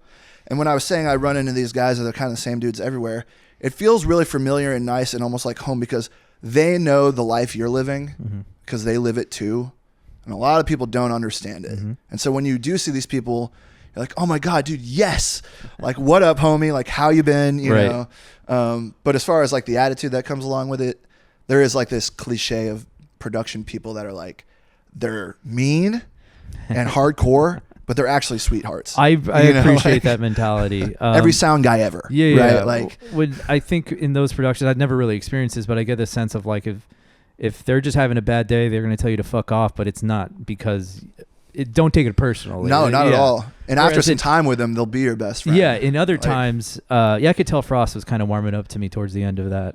I didn't know him for years, and he has that mentality to the core. And now we're super tight, and he's a sweetheart. And I'm like, I love that dude. Right. And I always suspected that's how. And there's other productions that I'm on where like, I have a shitty attitude because there's a million people like asking me a bunch of fucking questions, and I'm short and abrupt with them, and they get offended. I'm like, dude, you caught me in a very stressful moment. Yeah. So if I was upset, then it is what it is. Let's move on. I have that problem with like when we're talking about like, becoming like more personable and less introverted and trying to like show up. It's like I have that like running in my head when it comes to like meeting fans and stuff where it's like for some of them they're like really excited to like talk to you, and it's a few minutes they get, and it's like I might not always be in the best mood or mental spot and I have to try really hard to like, and sometimes it's not hard, but I guess what I'm really saying is afterwards I'll find myself being like, oh, like I hope I was like cool just then, or like and like people that are going to extract an entire idea of who you are out of a 2-minute interaction with you, or feeling like you have to live up to some idea of you that they've made up already before they met you. Holy shit, I didn't even think about that. You know what I mean? Because I do that to artists sometimes. It's not real. Everyone's just a person. They're all dweebs in reality, including me. And so then like you put someone on this pedestal or whatever, and then like you meet them and you realize they're just another person. You're like, oh, right. You're just like really G with this shit. And you have thousands of fans that all have up this not made up, but this idea about you and how they interact. And you're trying to live up to this thing that isn't real. Dude, holy shit, that is wild. Well, and you can psych yourself out with that. Right. And I try not to, and it's like, I'm not that big a deal or whatever, but it does occur in these like instances, and it's weird, and it's hard not to walk away because you aren't always feeling great and you are tired. And I do try really hard to be like, shake the hand and listen to them and talk to them, because they are the reason I get to do what I do. It's not lost on me at all that if they weren't about it like that, I would not have the life that I have. I remember walking out of the DC hotel. It was after it was in the morning. We're going somewhere else, and there's two guys sitting on a bench, and we're walking out to catch an Uber, and they go, holy shit, Vincent Antone. And I'm like, oh, I forget, like I'm traveling with someone that's kind of important and, you know, he's a big superstar. Now he's got fans. I'm like, that was a weird interaction. Not from my perspective. I'm like, oh yeah, he's kind of, you know, he's kind of famous and he has fans. Then you talk to him and I'm like, oh, he's talking to complete strangers, yet they know him. That's not famous. Weird. Right. No, what? Well, in these little circles, you know what I mean? And like, yeah, it's weird because like that's a kind of newer thing. And like I said, I'm not trying to like be delusional about it. It's like it is in these small little pockets, but it is interesting, right? Because it's like, and like I don't get me wrong, like I have nothing but gratitude for it. But yeah, it's like all of a sudden you're like, oh shit, what up? Like, you're right. That is, you did turn me on in that tour. You did turn me on to sound machines. So I have that every night. I sleep with like a noise. The white noise thing. Yeah, white noise. Yeah, dude. If I can't pass out, it knocks me out like that. Whenever I have to do it. Yeah, tinnitus and shit. But like, yeah, it was such a, I don't know. That was like the coolest thing that Steve turned me on to that. Actually, really? Yeah, we played Gem and Jam, one of the first festivals we did, and this is back when we were cramming like 6 people into a hotel room. Oh, oh my! For like God. festivals, it wouldn't we weren't touring. We just had like little shows and like, you know, a few people to the same bed. And like, he would crank that thing on. And I was like, dude, turn that fucking thing off. And then like after 1 or 2 nights, I was like, that is the truth, brother. Like, it makes life so much easier. Yeah. I turned my wife onto it too. She's like, yeah. There's really much nicer ones than that one. No, but this is all you need. You know? It is. You don't need to buy the fancy. It's just consistent noise. Yeah. A beach, jungle noises, whatever it is. I can't see. I've tried beaches. I've tried rivers, but every once in a while, like some animal will come into those. I'm like, oh, there's a bird in my river. Yeah. Like, no, this isn't comforting at all. What else was I going to ask you? Yeah, I was really excited about this podcast because I'm so excited of your fan base and what they're going to think of, because they thought William Wright was Grizz performing at your Denver Ogden show. I'll tell you what, dude. Reddit is a really funny place. It can be. And I have been making the mistake lately, admittedly, of typing my name in there and seeing what people have to say about me. 99% of the time it's good, but lately since it's been picking up, I've been like catching more hate. You're going to get haters, yeah, for sure. Oh, yeah, no, it's happening.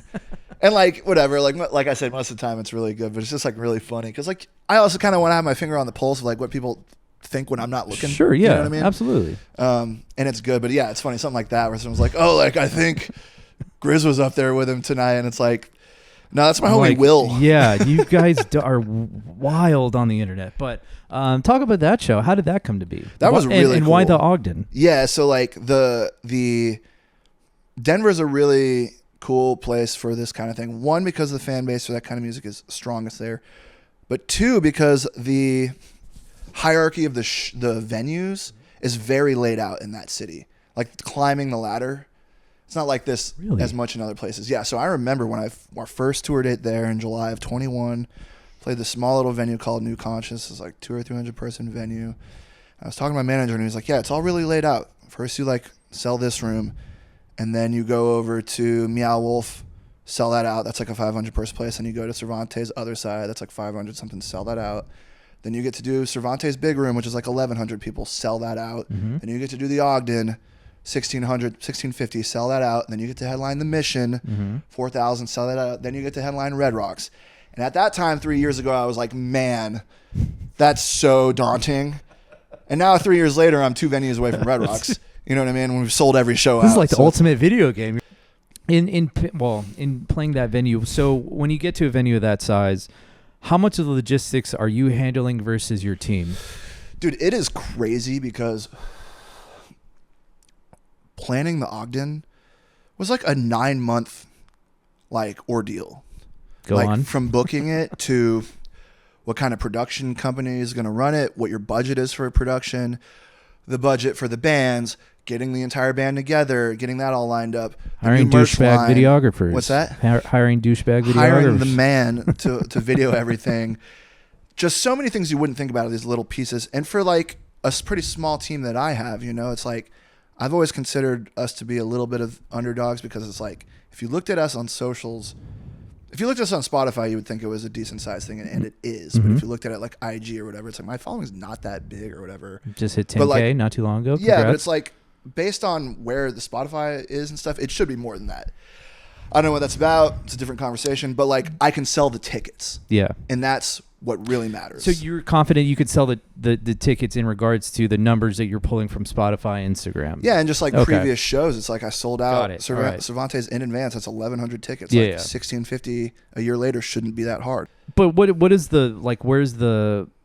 What are you working on? Just data points. There's a bunch of stuff that's running in the background, which is like I'm on these email threads that like I'm CC'd on everything. Oh my god, that would drive me. Like fucking the thread nuts. for that show is like hundreds of emails for just the booking of it. And if you miss like one little detail, negotiating the contracts, figuring out the ticket scaling. Yeah. So $25, $30, 35, 40 day of show. Right. Whatever that looks like, your back end versus what your guarantee is. Haggling it out with them about how much they're going to pay for production, how much you are, how much of it, who's going to sell the merch, what cut they're going to take of that, which is bullshit. Yeah. All that kind of stuff. And then like everything down to the actual show itself, right? Like, okay, it's a 7-piece band. One of them lives in Denver who's not going to play with the band, the drummer, until the night of the show. You know, getting everyone on the same page there, the rehearsals for that, deciding what the set list is going to be, then writing a lighting show that can be synced up with that and programming all that, you know. So a lot of it's been like really DIY in some regards. Like, now, when it comes to like the lighting situation and the graphics that's going behind you, that's something that you personally want to handle, right? Like, you're not going to leave that up to someone else to do. To the extent that I can. Sure, yeah. I'm not so good at the visual aspect of what my project is. Like even now I'm like dealing with artists and whatnot for like albums and like singles and shit like that. And they're like, what do you want? I'm like, I don't know. Just make something dope. Like, well, what do you want it to look like? I don't know. I know dope shit when I see it. Like make it sick. You know what I mean? You're fucking graphic design's worst nightmare. Yeah. Just make it look dope. Yeah, for sure. Right. Like terrible. And because like I'm not visual in that way. I just never have been. And there's a lot of like cliches in art. Like the one guy standing in front of a monolith with his back turned, or like Cadillacs and cars, things I've done, you know what I mean? Like it's hard to like I guess it can be hard to be original in that way, maybe. Yeah. But yeah. And then when it came to like the lasers and lighting and stuff, it's like, I have a tenuous grasp somewhat on how that actually works through my little brother who's learning it as well. Yeah. But it is something that I continue to want to learn myself, to know how to do it so that I can more effectively communicate the ideas that I do have about it. Because I know with lighting, I can communicate that. Mm-hmm. A piece of art for like a song is a little more difficult, but I know when the lasers should hit and when the light should strobe and when they should switch and all that. One of my biggest problems at the Ogden was when a security guy told me that they don't allow flash photography. And I go, you know, they're blasting all these audience members with lasers and the band's getting blasted. So what is my little flash going to do to you? Yeah, are they worried about like epileptics and I shit? have no idea, but I was like, well, okay, fine. I'm not going to be I'd be surprised if it was actually about that and more about just like whatever, I don't know, branding content things they have going on. I would assume it was maybe like they didn't assume that I was with you as part of and they were like, yeah, no flash photography of artists because that's just a blanket policy because, you know, they have photographers coming in from whatever publication in Denver. So maybe that was the case, but I'm like, okay, fine. And you see, that's what I mean. Someone needs to email someone about that. Like these are the kind of things that you would never like that need to be tuned up. Yeah. It's just so crazy to me because it's like a year's worth of work for a 90-minute show. Yeah, that's wild. One day in the future. It's like Thanksgiving dinner. You know, you put 7 hours into making a turkey, and then you're done with one of the show. Yeah, and you're done with the show, and you think, sweet, got a minute to breathe. Nope, time to start working on the next one. And it's like,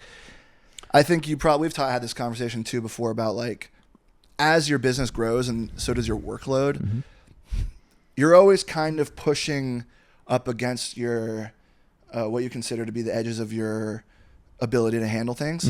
And that always gets stronger and stronger. So you take on more and more and you get comfortable with that and you become malleable to it. But if it ever slows down to any degree, it feels like you're losing footing. It feels like you're drowning. Like, you know what I mean? How am I going to pay my mortgage next month? Yeah. And so you become like addicted to the current workload as the standard. Yeah. Whereas I've got 3 times the work than I did a year or 2 ago. Right. But if it stepped back to like what it was 6 months ago, I would be like, oh my God, like everything's falling apart. You know? Yeah. So in regards to, we're well over an hour here, which is awesome. I'm totally fine to go as long as you want. Well, I have some What do you got? I got beers to drink with the bud. I haven't seen it in a while. Nice. I know. Speaking of sobriety, but so in regards to the workload, as you kind of stress that muscle, I was talking to some musicians on the car ride from Albuquerque to Taos, and so I asked them like, "Hey, do you guys ever feel like your work capacity, your workload is equivalent to a construction worker or an electrician or a plumber? Is it like, do they have a hard job or do you have a hard job? How do you feel about that?" And the reason why I asked that question is because I told my brother, like, "Oh man, I just spent like, 7 hours editing a video." And he was like, "Oh, was in AC? Like, were you sitting down?" And he's an electrician and he works in 100 degrees weather. And I'm like, you know what, Ed, you're right. Yeah, it was pretty easy. So I tend to calm down on the complaining. Money about my for job. Nothing and your chicks for free. Am I right? Yeah. I mean, yeah, I'm not even going to begin to pretend like some guy that is out there right now framing a house like it's even close. Right. I like to bitch a lot about what I'm doing. And I think that's only natural. Which I have no room to. Yeah. I love what I do. But I think part of that's just any job, right? It's like, yeah, no, it's not manual. Well, it is a physical job because like I feel so crashed out after traveling all the time. And like even coming back the other day, it was 9 hours. It was like 7 hours on a plane and then 2 hours in a rental car just to make it to this festival across the country from this other festival. It's like, yeah, that part of it's physical. It's mentally draining, but I'm not going to compare it to some guy that's in the heat at 100 degrees right now trying to like pour some concrete. But I think like I was saying, it's like no matter what your gig is, unless you've just got it on easy street, there's different frustrations that come out of different things. It's like I would rather take the mentally taxing one than the physically probably, right? Personally, but anytime like I've done construction before, like briefly. Really, like, what'd you do? It was like for a few weeks. I was like helping this guy like do some demolition on this place or whatever, and like and then getting up at 5 a.m. for like a month or whatever, and swinging a hammer around and doing that whole thing, and then like and you're like, yeah, this sucks. I was like, fuck this. He was the funny thing about that was he was a subcontractor, like of a subcontractor, like of a sub or something like. Okay. He was like 2 or 3 removed from the actual people, and then like towards the end of the job, and I didn't have much experience like doing any of this stuff, so it's like after it was time to knock stuff down, it was time to like build some shit, and I like didn't know how to do that. And he was like, yeah, I got like a better gig in Arizona that I'm just gonna dip to. Can you do this and this? And I was like, absolutely not, bro. Like if you're out of here, I'm fucking out of here for sure. Like if you're fucking the guy above you who's gonna be two links away from fucking someone else, like I'm gone, bro. Like no way. Do not leave me here with this house by myself to like fix. That's that's the problem with in contracting businesses. Like there's just so many bad people out there who are bad at their jobs. You don't know what you're going to get. But thankfully I'm in like a networking group that has reputable contractors, plumbers, all that stuff. Yeah. And it's easy now to just, okay, we need new siding. So I know they're not going to fuck us over and they're going to give us a decent price. Yeah. That's such a weird thing about maintenance of things, cars. Yeah. So I just find myself internally complaining about the situations that I knowingly put myself into. I'm like, yeah, that's fine, Ramon.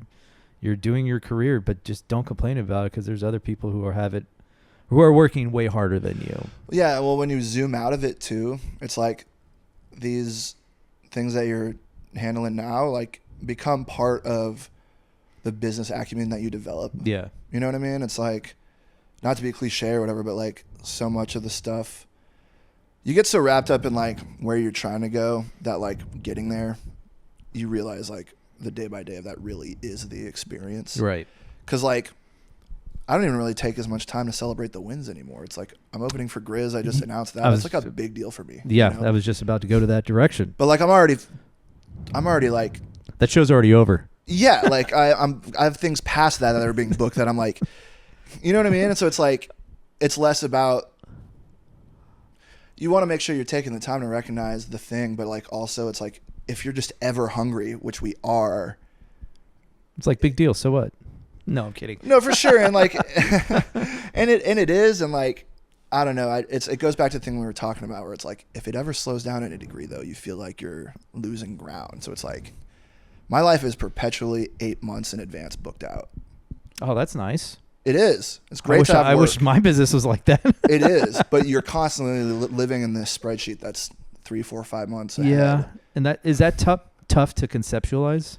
Like, yeah, it can be hard to live in the moment. Yeah, for sure.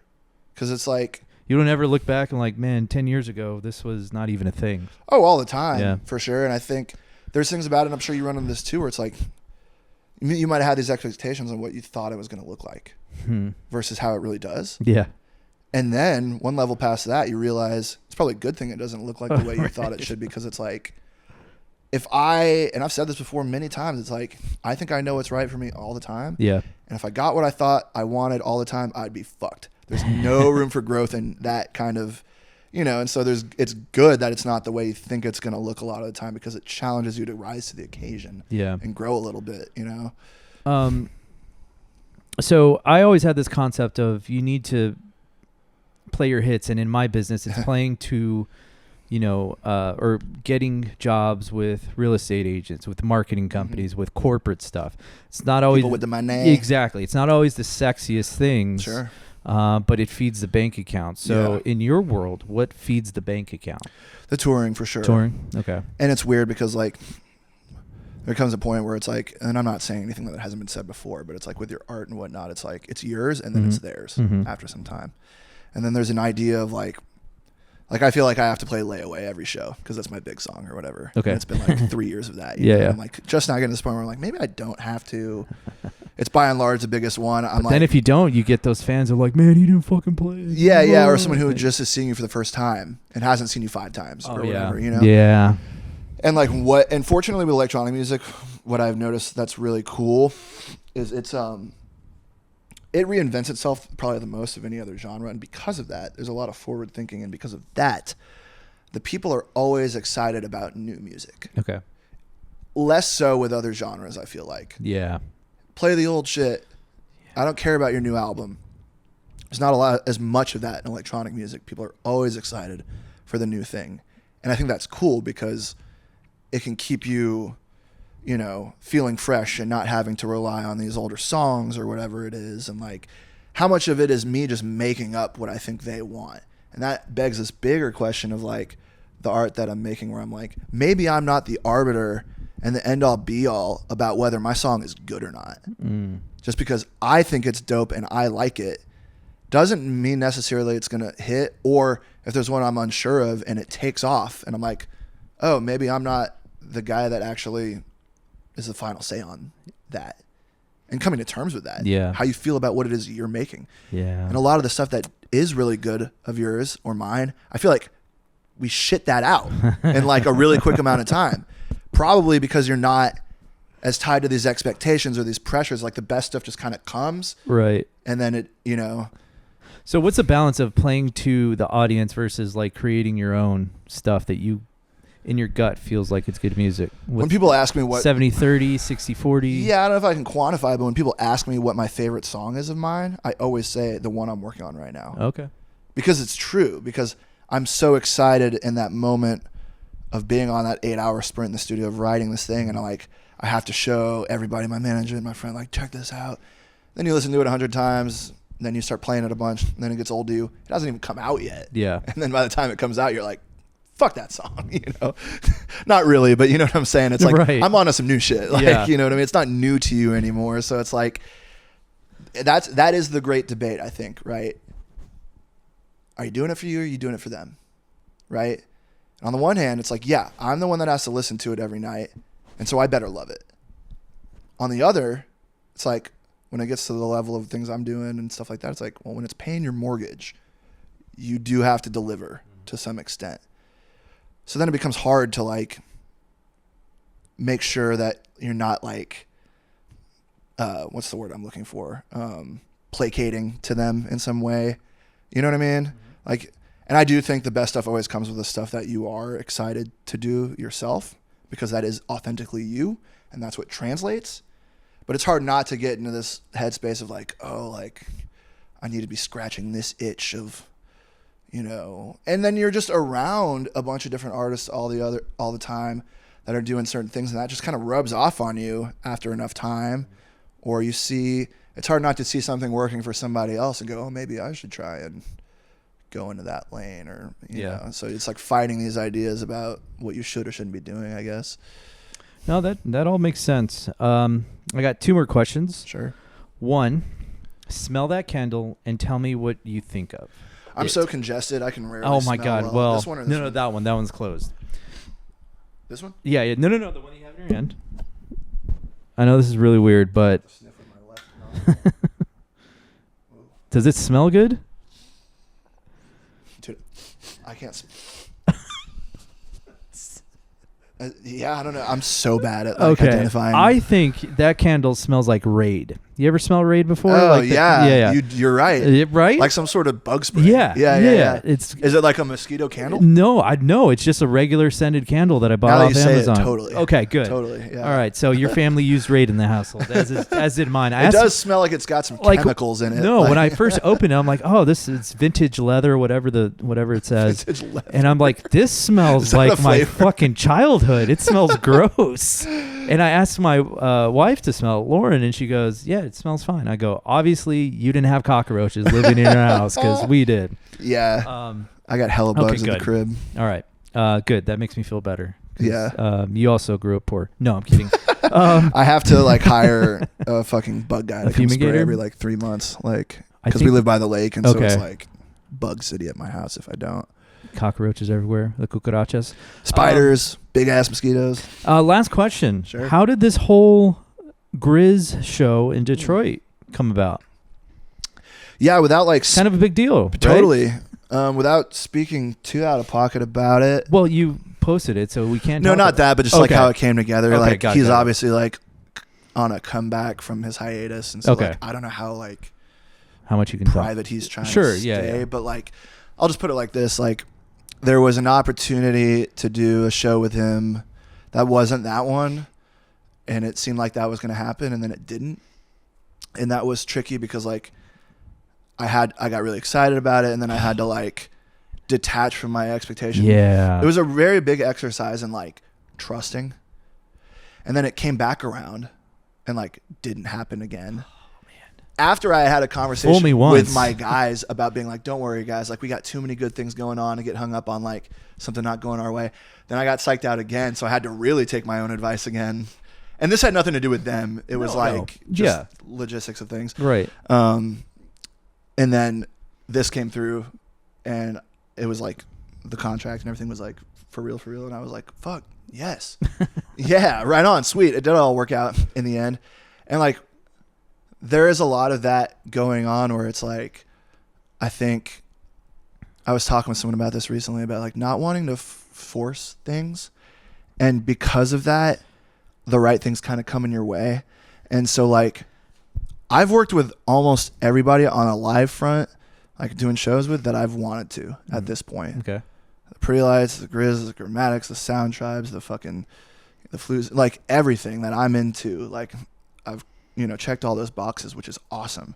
And I just know that stuff, when things are cruising right for you, will show up when it's supposed to, And obviously it's a big deal to me on a personal level, but I'm just excited to play that fucking show. Why are you excited? I think the Masonic is the most cool venue I've played in. It is pretty dope. So far. Yeah, it is. In my career. I think it is the most differentiating value. It was the coolest one on that tour. I feel like I could just point a camera up and I'm like, oh, it's so different. Anything that has a big roundabout balcony like that, that's huge, is just so cool, and the history of that place. So yeah, that alone, and then getting to be direct support for it is a super blessing. It's that guy is so huge of an artist in our world that he's going to sell those out no problem. He could have done bigger once. He's doing it because he likes that venue, and it's not going to be, and being not direct support on the LSD tour, which was amazing, but having Zingara, her slot, everyone's in the room by that point. Yeah. The energy's a little more picked up. So I'm stoked to be in that position, but for this show at that place. You better wear knee braces for all of these fucking shows. I'm gonna hop up on the table this time. Okay, good. No, it's all been very serendipitous, and I think at the end of the day, all this stuff comes back to trusting your intuition on your path and what it is you're trying to do, and constantly like going back to that. Yeah. Like, what's my mission statement with this? What am I really trying to do here? Because it's really easy to get caught up in the noise around everything. Oh, for sure. You know? Yeah. How do you like, and this is the last question. Sure. Gotta go. Get going. But how do you know as an artist when to force something to make it happen and when to let, as you said, those things kind of come to you? What's a good example? Like for me, it's just constantly emailing people that I want to work with or DMing them and just constantly berate them until I get some sort of like, at least I get the message seen on Instagram. Right. Like, when do you decide to go full force at something, whether it be a venue or, you know, whatever? Fortunately, I'm not as involved with that part. Yeah. As much these days. But in the earlier days, like, did you have to knock down doors? Hey, let me play in your venue. I want to fucking be here. Yeah. I mean, I'm trying to think, like, maybe not with this project as much, but back in the day when you're like handling your own bookings and stuff, it's like, it's like how to be professional.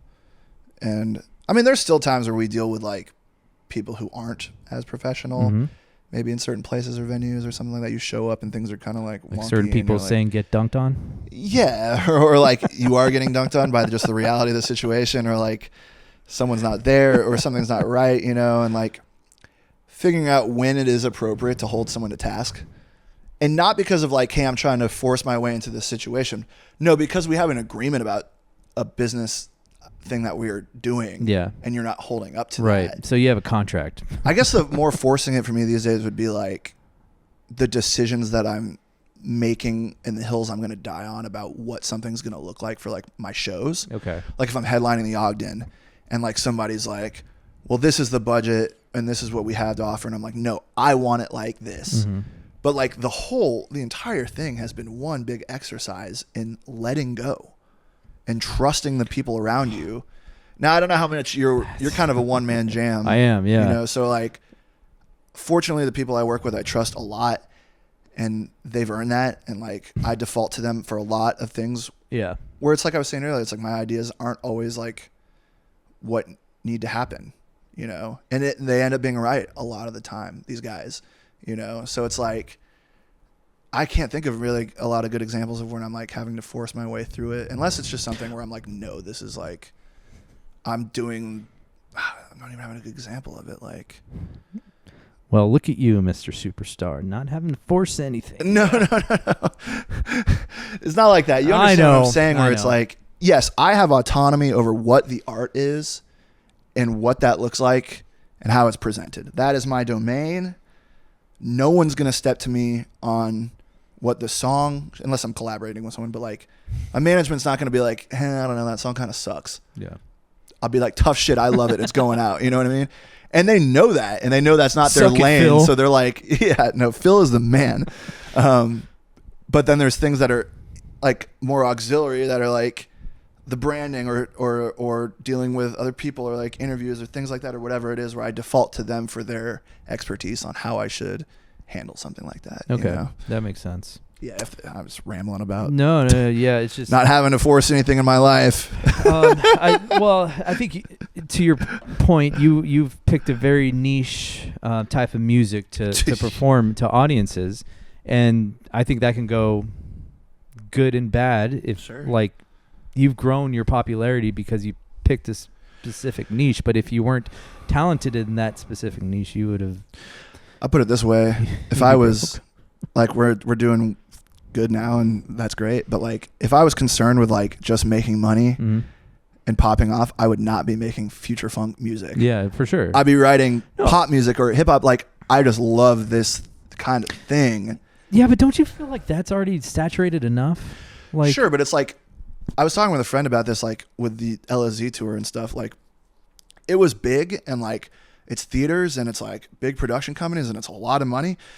But it's weird because it still is this little like bubble of style. If I walked to someone on the street and I was like, Closey, LS Dream, they'd be like, who the fuck are you talking about? Like, no disrespect to my people, I love y'all. But like, you know what I mean? But at the same time, it is a big thing. Yeah. But it's not, but it is. They were like, you know, people like, were asking me who you touring with. I go, Vincent Antone, and he's, you know, the headliners are Closey and LS Dream, and they go, who? I'm like, Yeah, they're I don't selling know, out Red but they're Rocks. fucking You know, filling it. Yeah, they're exactly. selling out these venues. So obviously they're doing a good thing. Well, that's a testament to how wide entertainment and specific it has become right in the last 20, 30 years. I was watching some video where some guy talking about like there used to be like a monoculture when it came to like consuming entertainment, where it was like in the 90s, like if someone was like, hey, have you seen this show or this movie?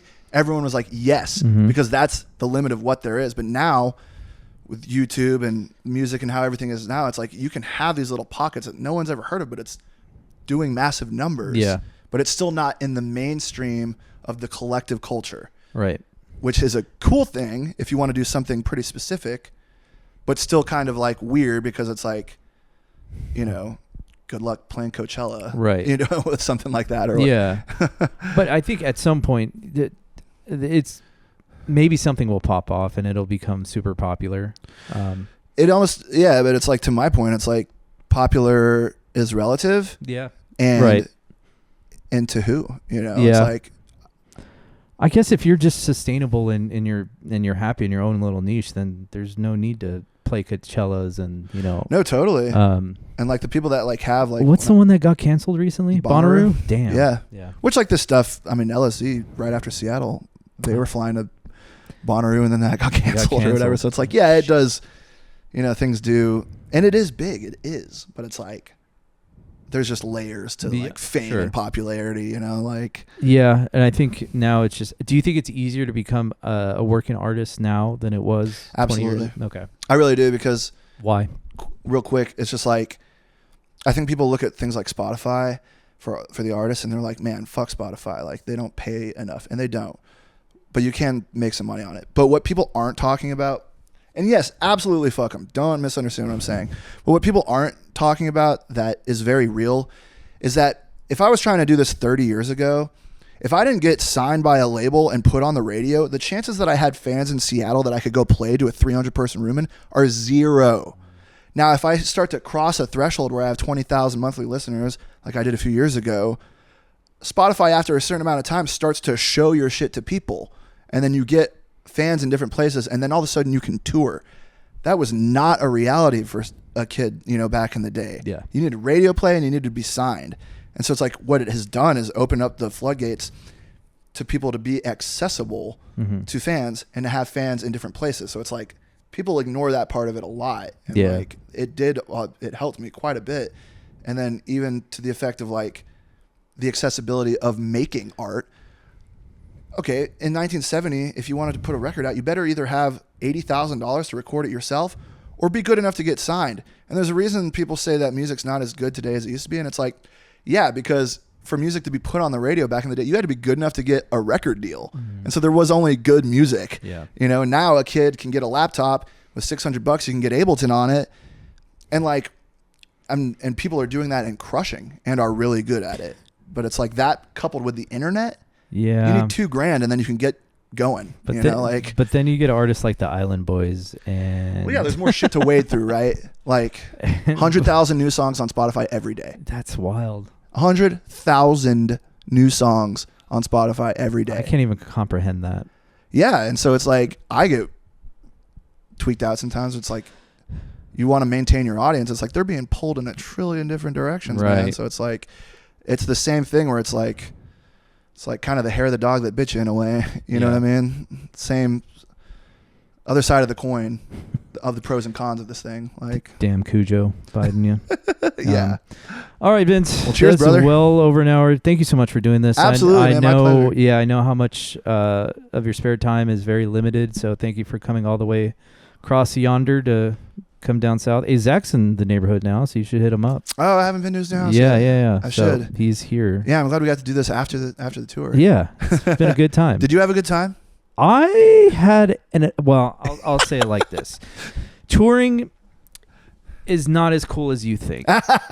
It's so much cooler. It is so much better let's go, because dude. you get to be in the front of the crowd. If you want to listen to the headliner, you could just walk right through people, go to the front and get your ears blasted. It was fucking awesome, dude. It's a weird addiction, right? It is. It's like having the you feel 10 times better just having that pass. Oh yeah, absolutely. And I'm like, this is everything that I ever dreamed of. Now, I'm glad I'm doing it at 37. Had I done it like at 27, I would have been a fucking just alcohol abusive. Yeah. Like, so like I'm so glad I'm doing it now later on in my life because I understand the responsibilities that I have and the importance of my work and the value I have and not getting hammered every single night, which could be very easy to do. So I think, it was a remarkable experience. And I can't thank you enough for bringing me along. I appreciate it, man. I was hoping. I was like, I hope he's having a good time. Like, no. Yeah, I have. It's kind of what I was saying. Is like the expectations of what you think it's going to be aren't the same as what it is. You know what I mean? It's like... It's not all hookers and drugs in the backstage. Not at all, dude. It's just, for the most part, you guys just want to chill and not have to deal with traveling and stuff. And you're so in and out of places, too. So it was like a nice reprieve to just be backstage and like, we can just chill here. Yeah. It was. And then if you wanted to go into the chaos, you could just walk right outside and get into it. Totally. So it was a good time. And wife had a good time. Yeah. Nice. She did have a great experience every time she went. Nice. She was like, your show was... It's her favorite? I'm not... Hopefully the others don't watch this. But yeah, she was like, yeah, it's a favorite. I mean, the fact that he brought up the guitar and, played along to tunes was really entertaining and engaging. And the other people were good too, but, Vince was my favorite. Nice. So we had a good time. And that companion pass, brother, was fucking awesome. I don't know. Do you have it? Yeah. Well, no, not right now. But okay. I will. It was awesome. I've had it for stretches of time. Yeah, it's awesome. I'm an A-lister now, so welcome. I know it. Right, just in time to lose all the fucking perks, bro. Literally, dude. As soon as I hit A-list, they announced that they were like getting rid of a bunch of that junk. I was like, man. Do you want to stay with Southwest, or are you gonna look for other? I've been flying others just by like circumstance of places that like Southwest doesn't serve. Like I'm going to Australia, right, and Canada and shit like that. And I was on American these last weekend or whatever, just because of these like really specific like towns that like only American will go to or United or something like that. But I'm gonna see if I can get status on 2 different airlines in the same year. That's my next challenge, which is possible, I think. So I think if you can put your mind to it, you can achieve it. But having the companion pass has been so beneficial, and that's the only reason why I did it. Yeah, it absolutely. Is. Like we're going to Portland next weekend, and I bought tickets for $22. Nice. So flight? Yeah. Well, because I had points built up through all our traveling. And then she flies free? Yeah, she flies free, and then we're going to Florida. Your A-list, both your bags are still free? Oh, dude, yeah. So there's a lot of perks there, but yeah, it's just been I'm still a fan of Southwest, and I know they're changing over, so it's kind of a new thing. So hopefully the company will grow into, I don't know, something better. I don't know how you do that. It's worse for sure. Having to pick your own seats, I used to think was a pain in the ass. You like it now? No, I don't like it. I like open seating. Right? Well, I used to. Okay, hold on. Let me back up. I used to think that was the case, but me and my wife, she likes the aisle, I like the window, and typically we like to sit at the back. And so this one instance, it was actually on the way back from Seattle, where there was a rather large American who boarded last. And guess what? He had to sit between us. Yeah, and so I'm like, that's fine. I don't care. I get my window seat. My wife gets the aisle seat. And then the flight attendant comes by, and she already noticed that we were a couple because we were talking. However, when the large gentleman sat in between us, the flight attendant came to us and asked me first, like, would you guys want to sit together? I go, no, I don't. I got the window seat. My wife has the aisle. And then the flight attendant asked my wife, and my wife buckled and was like, no, sure. Yeah, exactly. I'm like, what are you doing? What do you know? Lord, I know you're sweet. There's nothing I'm less interested in than like sitting next to a friend on a plane, dude. When it comes to comfort. Exactly. And mind you, I don't mind if she sits next to me. I don't care. But she likes the aisle. That's what she likes. So you're going in the middle. No. Fuck no. I was like, no, I told the flight attendant, no, I don't want to. I'm fine. And then my wife was like, yeah, well, sure, we'll do that. And so she was on me, and the guy was like spilling over on her side. It's an oozer. And I'm like, see, Lauren, that's why you hold your ground. You should have said no. They couldn't make us sit together. Yeah. So now I do see the other side of being able to pick your seats. Yeah. But I still prefer open what seating. People don't talk about, and we'll leave it with this, is that the thing with open seating is that, like, if you have pre-assigned seats, you have no idea till you get there, and it's too late. Yeah. With open seating, I can walk in, and if I see a baby right there or some large people I don't want to sit to right there, no disrespect, I'd be like, nope, going further. Right. If you just happen to book a seat and that's what it is, and you got a baby in your aisle, or someone who's like, doesn't fit as well, like, right, you're just screwed. Yeah. And it takes me to this one story, actually, because Southwest is open seating, and I'm not in the fucking mood a lot of the time for people to fuck around with that when I've been up for 2 days. I will say, and someone tries to save a seat, and it's the last fucking aisle or something like that. Yeah. And one time me and Jose were like coming back from Costa Rica, and he had his eyes set on this seat. I guess there was others, I don't know. And she was like trying to save it for like her daughter who was in a different group. And he was like, nah, I'm taking that seat. And she was like, well, like I'm trying to save it, yada, yada. And like he straight up was not having it and was like, nope, like I'm taking it. These are the rules. And she was like, no, like, and then like they had to get a flight attendant involved. And as I was in the back and I was like, you fucking tell her, bro, like fuck that shit. Like sign up sooner if you want to be there. You know what I mean? Like it's not how it works. Take that fucking seat. And he literally was like, you can be mad at me the entire flight. I don't care. I'm sitting there. And I was like, hell yeah, brother. That is so cool. Every time we get on a plane, I did see you always constantly fucking with the airflow. It's hot as fuck on there, dude. I know the planes by the model, and I know what seat I'm gonna sit. It's very specifically on the Yeah. plane, depending on if it's a 700 and 800 or a Max or a Max 9 or an A320 or A319, whatever. The old school Boeing 737-700s, shittier seats, better vents. Okay. those Max 8s and Max 9s, nicer seats, barely anything coming out of the fucking thing. And you would think that after 50 years of fucking commercial aviation, much longer actually, they got it right already once. You think they'd be able to get the replicate it? Fucking hot as fuck out here, dude. It always made me giggle. I'm an aviation connoisseur. You are. We're mid-flight. We're 30,000 feet in the air, and I just see your hand go up and just. I have one of two thoughts, and the other side. I have one of two thoughts every time I'm on an airplane before we leave, and I'm looking out the window, just like at the tarmac. I'm either like, it's a fucking miracle that this system works at all and that everything runs on time. And I was like, what an operation this is. Because people have no idea how crazy air traffic control is, and like just everything that needs to run right for these things to happen on time. It's insane. That's one thought I have. The other is, this is the dumbest fucking shit I've ever seen.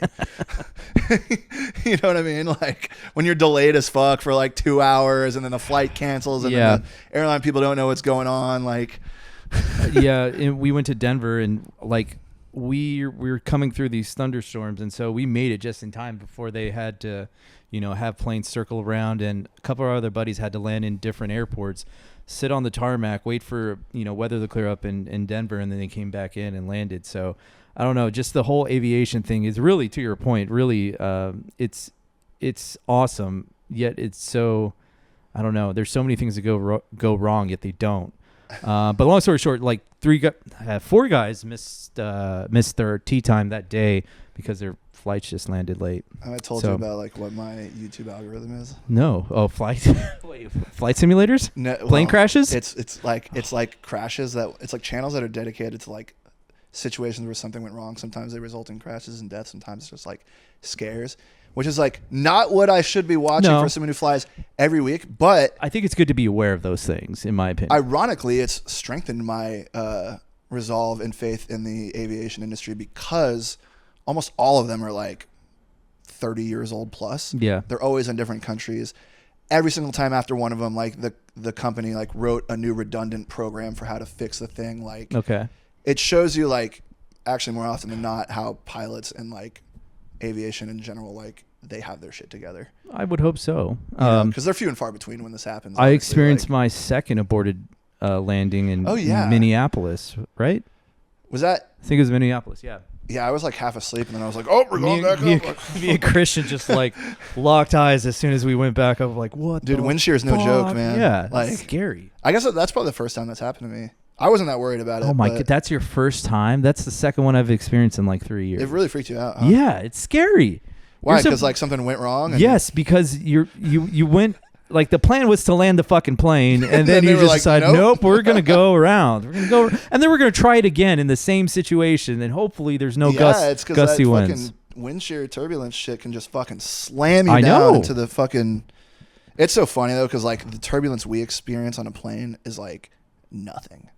Like the worst turbulence you've experienced on a commercial jet is still like level 1 of 5 of how. Yeah, that's true. You know, like according to them at least. Yeah, landing in Vegas for your show, that was fucking scary. Coming over the mountains, and all of a sudden we just dropped like 30 feet. Dude, Vegas and Reno, because Reno and Tahoe in particular, every time I'm flying into Reno, it's like the bumpy. It's because all the mountains out there. I know. It's like they specifically are like, it's going to be rough over here because it's always like that. Buckle up. Yeah. It doesn't really worry me anymore. As I say that, I know my next one is going to be insane, and I'm going to shit myself. But like, typically, I'm usually pretty all right with it. Like, well, hopefully that doesn't happen. And I've come to terms with dying on a plane. At this point, you think you're who do you? Oh wait, you know how many flights I flew last year, bro? Yeah, you flew a lot. 107. Stevie Ray died in a helicopter crash. He did. Leonard Skinner. Leonard Skinner, that's right. There's been a lot, actually. Buddy Holly, did he die in a Maybe. crash? Anyways, Not a okay. private jet. Well, let's hope. Yeah, let's hope that doesn't happen. No, but if it does, I'm cool with going out that way. All right, fair. Okay. All right, man. Thanks so brother. much. Appreciate you. Yep. And that's it. God bless. Rock and roll.